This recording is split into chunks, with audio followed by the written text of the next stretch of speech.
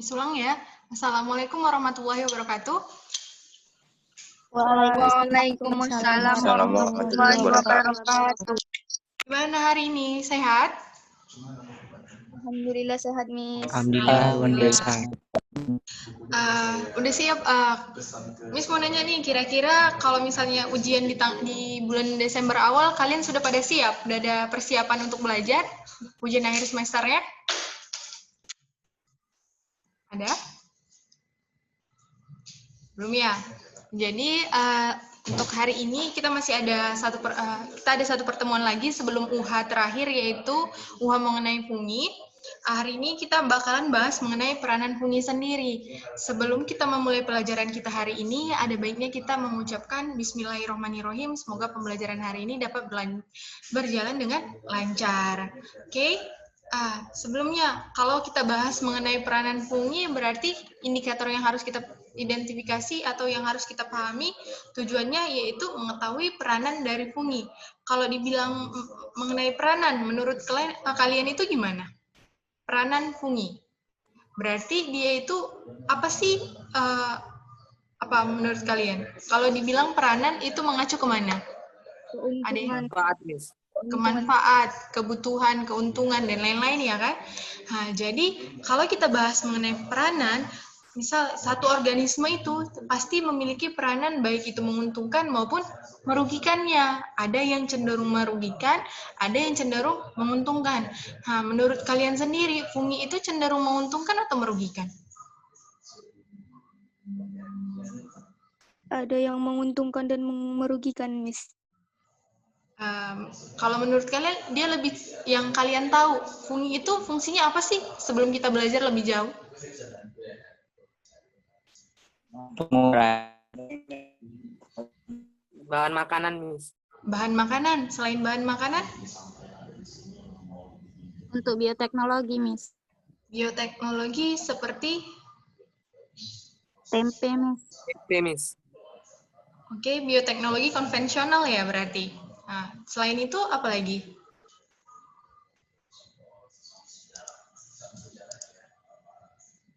Ada yang tahu? Pengurai, Miss. Pengurai? Oke.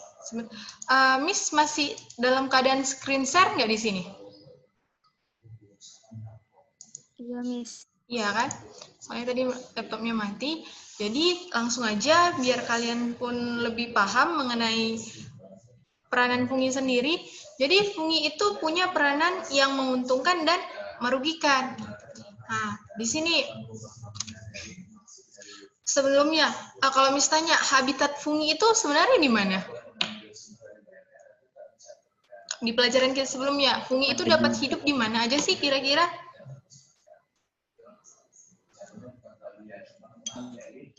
Di mana, Nak? Barat di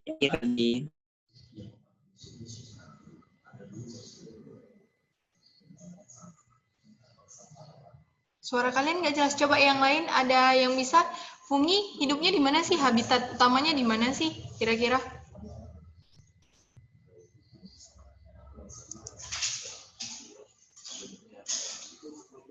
Oke, jadi fungi itu bersifat saprofit kan? Cara hidupnya dia saprofit atau dia hidup di apa? Di hewan atau mikroorganisme yang sudah mati gitu kan? Nah, jadi salah satu fungsinya yang dia itu sebagai saprofit, dia kan cara hidupnya saprofit ini. Nah, dia itu dapat berfungsi sebagai apa sih kira-kira? Dia saprofit. Nah, apa sih peranan jamur saprofit di ekosistem menurut kalian? Sebagai dekomposer atau detritivor? Dekomposer, Miss. Dekomposer, Miss. Dekomposer. Thank you, Diva. Jadi benar ya, dekomposer. Arti dekomposer sendiri itu apa? Ada yang tahu? Pengurai, Miss. Pengurai, Miss. Pengurai dengan cara? Ada yang tahu dengan cara apa? Mungkin banyak tahu. Nah, belum tahu ya. Kalau detritivor artinya apa? Ada yang tahu? Detritivor. Nggak tahu, Miss. Atau ya. Jadi ada dua jenis yang mungkin nanti kalian akan sering dikecoh kalau misalnya belajar tentang di jaring-jaring makanan. Jadi kalau kita yang paling sering itu dengar dekomposer. Dekomposer itu pengurai dengan cara membusukkan atau dengan cara menguraikan, ya kan? Menguraikan molekul organik kompleks menjadi anorganik sederhana, gitu kan? Kalau dekomposer. Namun kalau detritivore dia itu pemangsa.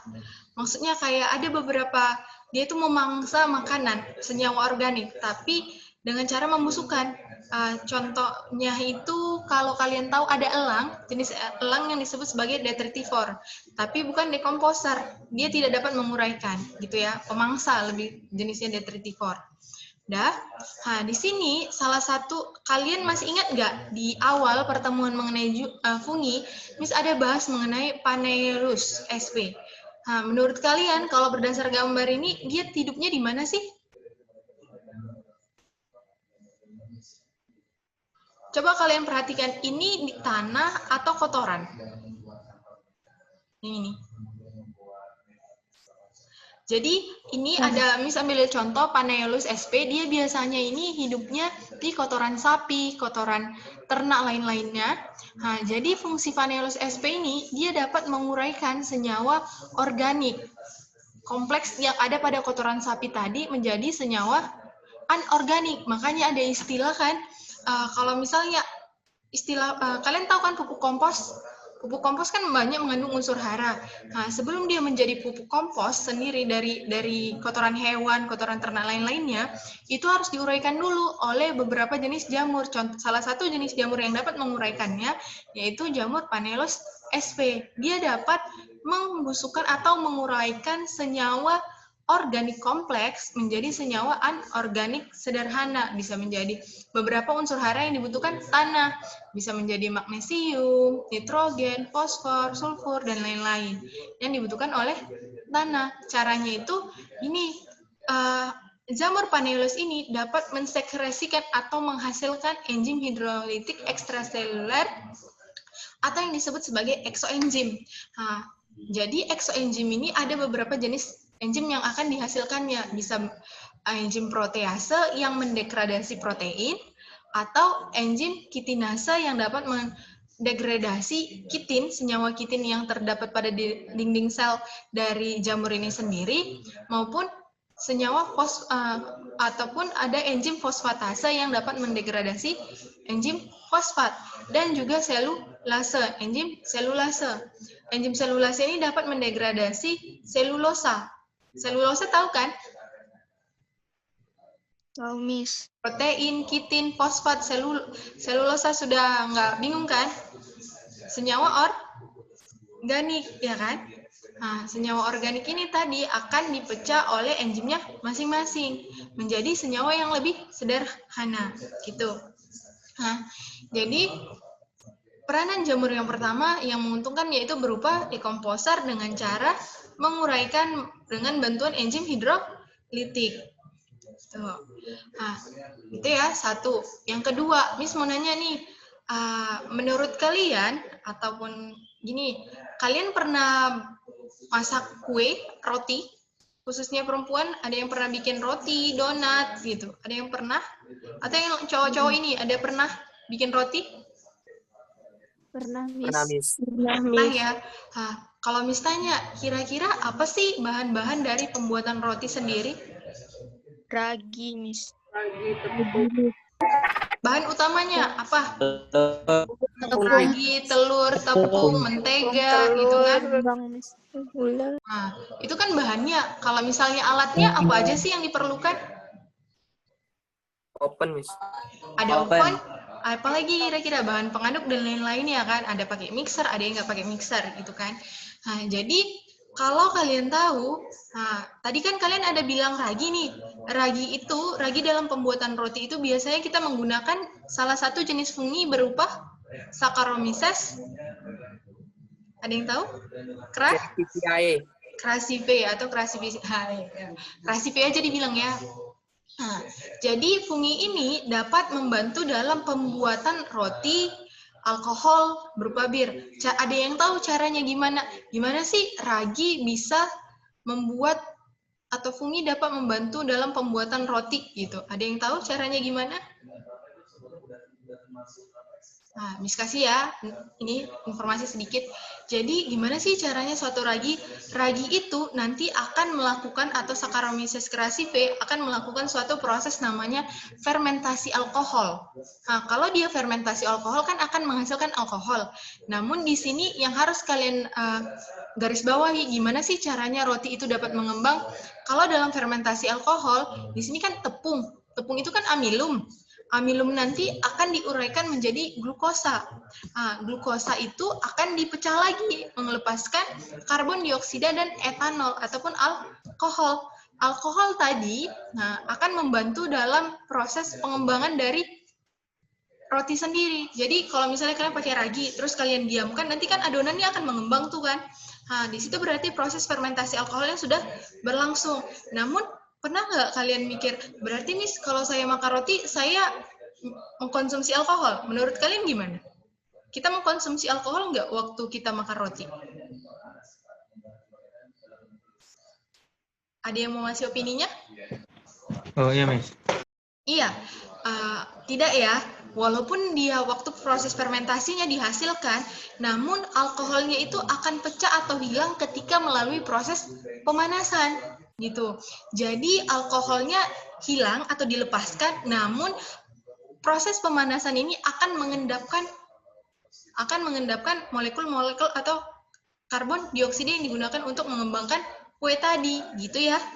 Nah, jadi kita tidak akan mengkonsumsi alkohol karena sudah dilepaskan pada saat proses pemanasan, gitu, ya. Jadi kalau misalnya pembuatan roti tadi jamurnya apa? Saccharomyces cerevisiae. Pembuatan bir juga ya.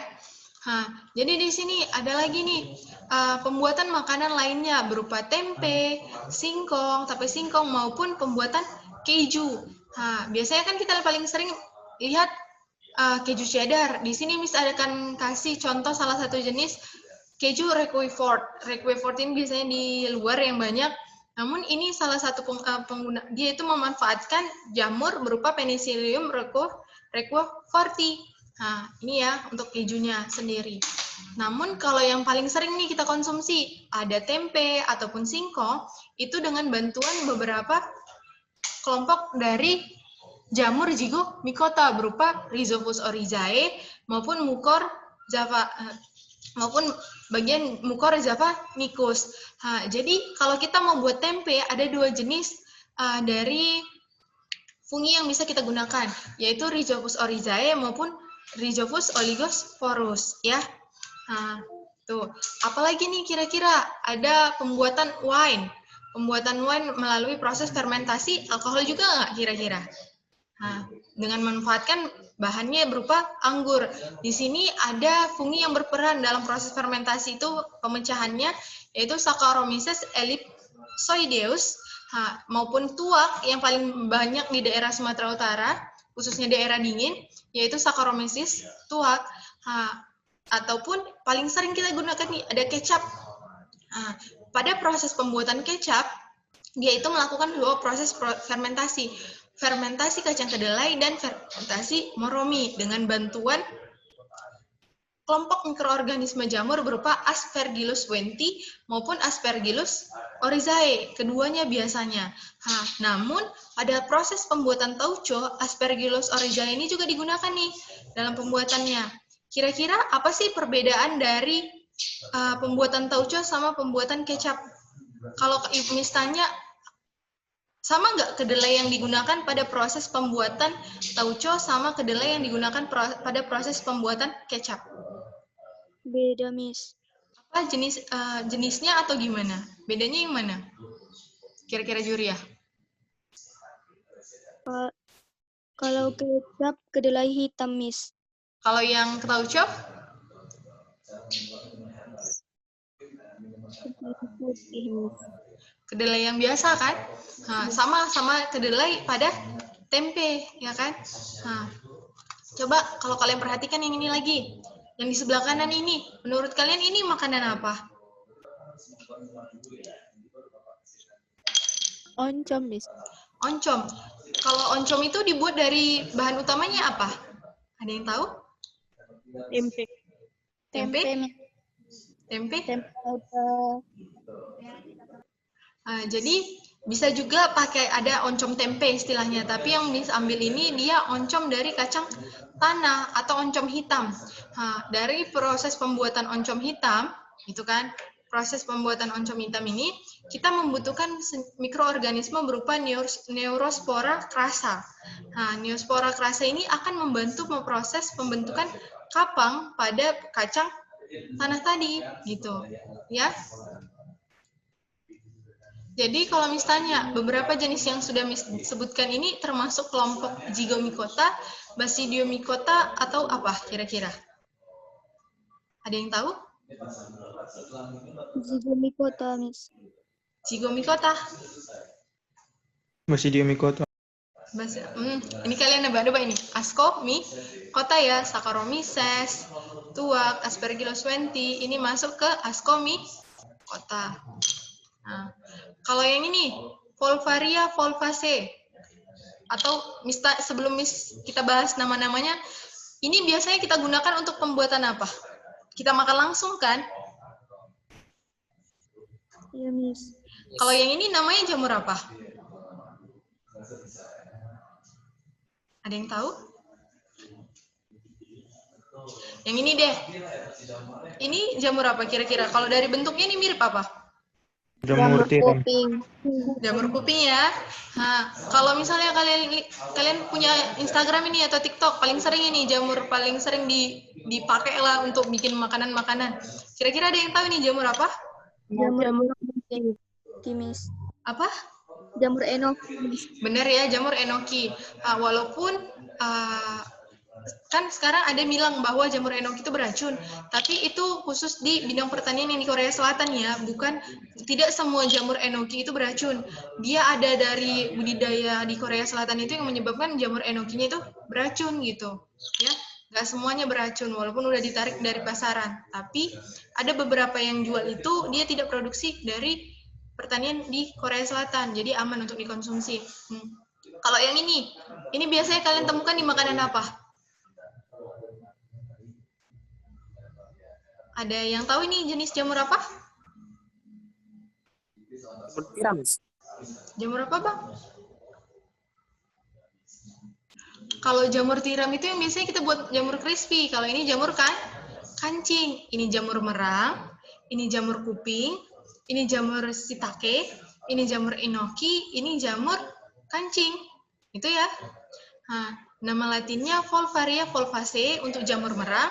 Jamur kuping Auricularia polytricha, Cleotorus merupakan jamur shiitake, Flamunilla velutipis merupakan jamur enoki, Arigos bisporus merupakan jamur kancing, gitu ya. Ini semua kita gunakan sebagai sumber makanan ya. Ada lagi nih, Miss sering nih nanya sama kalian antibiotik. Jadi antibiotik itu merupakan kelompok obat yang digunakan untuk mengatasi dan menghambat pertumbuhan bakteri. Jadi kalau kalian sering ini, kalian pernah nggak lihat penyakit kulit? Paling bisa kita amatin itu kan penyakit kulit. Salah satu penyakit kulit yang disebabkan oleh Staphylococcus aureus, dia itu dulunya pertama kali diatasi dengan pembentukan dari antibiotik penisilin.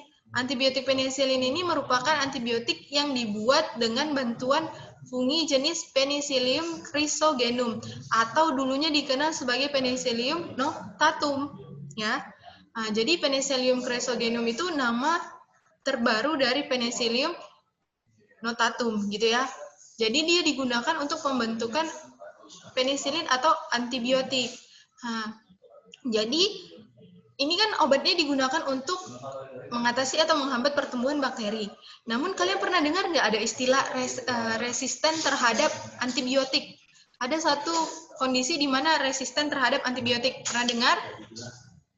Jadi istilah resisten terhadap antibiotik itu artinya bakteri itu udah kebal sama obat-obatan dari antibiotik jenis penisilin.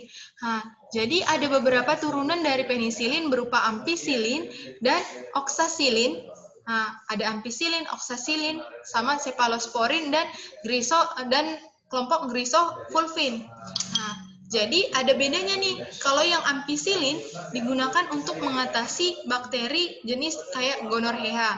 Namun kalau oksalosilin dia ini kalau oksalosilin ini digunakan untuk mengatasi beberapa infeksi bakteri lainnya. Kalau cephalosporin ini digunakan juga ini untuk infeksi dari penisilin, sama juga Staphylococcus aureus, namun dia bedanya hanya berlaku pada gram positif, ya, menghancurkan dinding sel dari peptidoglikannya, gitu ya. Nah, kalau misalnya grisofulvin ini hanya dia bisa digunakan pada bakteri yang menyebabkan penyakit kulit berupa kurap, gitu ya. Nah, lanjutin ya. Coba jawab ini. Antibiotik turunan penisilin yang digunakan untuk menangani infeksi Staphylococcus aureus yang resisten terhadap penisilin apa? A atau B? Amis. Amis. A ya, oksasilin. Kalau cephalosporin, dia gimana? Dia hampir sama dengan penisilin, namun bedanya cephalosporin ini dia lebih ke arah, dia bukan turunan gitu ya, dia sesama penisilin, beda jenis dari funginya aja.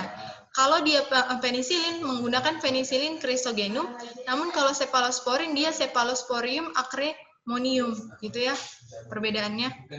Nah, kalau kita bahas, jadi tadi kita udah bahas nih peranan menguntungkannya. Ada juga nih beberapa peranan merugikan lainnya, berupa, kalian pernah lihat nggak ini atau pernah mengalamin?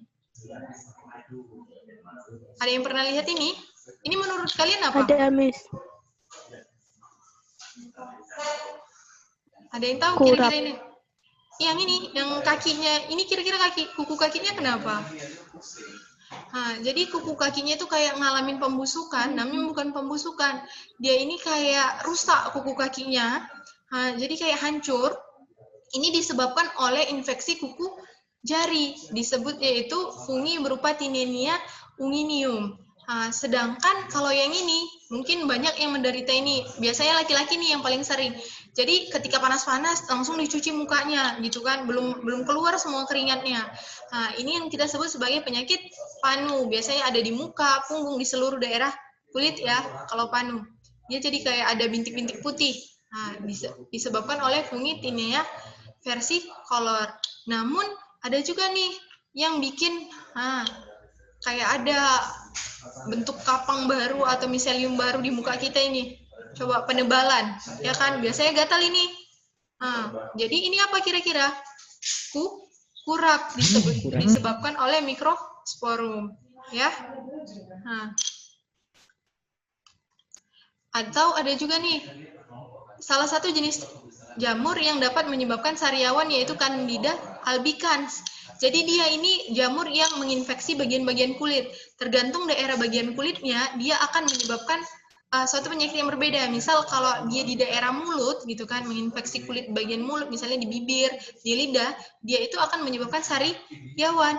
Namun kalau misalnya dia menyerang di area intim wanita, dia akan menyebabkan keputihan, gitu ya.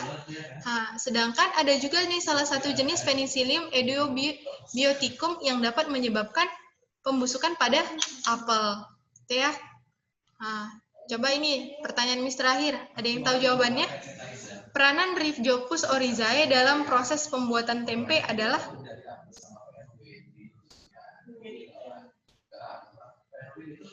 Yang bisa jawab ini untuk kuis hari ini Miss buat nilainya 100 ya. Ada yang tahu? D. Apa? D. Dita, D. Ya. Oke, D ya. Kita analisis. Yang pertama, ya kita baca dari yang A, menguraikan amilo menjadi karbon dioksida dan alkohol melalui proses fermentasi.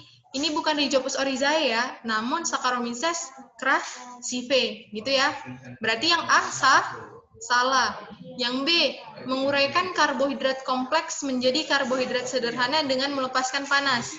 Bukan kerja dari fungi ya. Yang B, mengikat butiran amilo menjadi zat gizi yang lebih sederhana dan mudah diserap oleh tubuh. Bukan ya.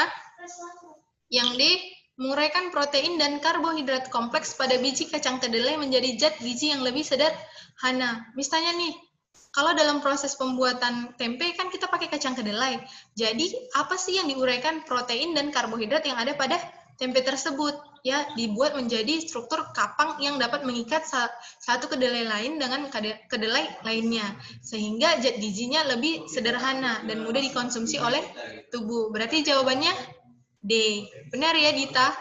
Dita kelas 10 Einstein ya, nak? Iya, Miss. Ya. Sedangkan yang E salah ya. Menguraikan protein kompleks pada biji kacang kedelai menjadi protein fungsional, bukan protein fungsional. Tapi dia zat gizi yang lebih sederhana. Jadi sekian presentasi Miss hari ini. Kira-kira ada yang mau ditanyakan mengenai peranan jamur? Nggak ada, Miss. Oke, jadi sekian. Assalamualaikum warahmatullahi wabarakatuh. Waalaikumsalam warahmatullahi wabarakatuh.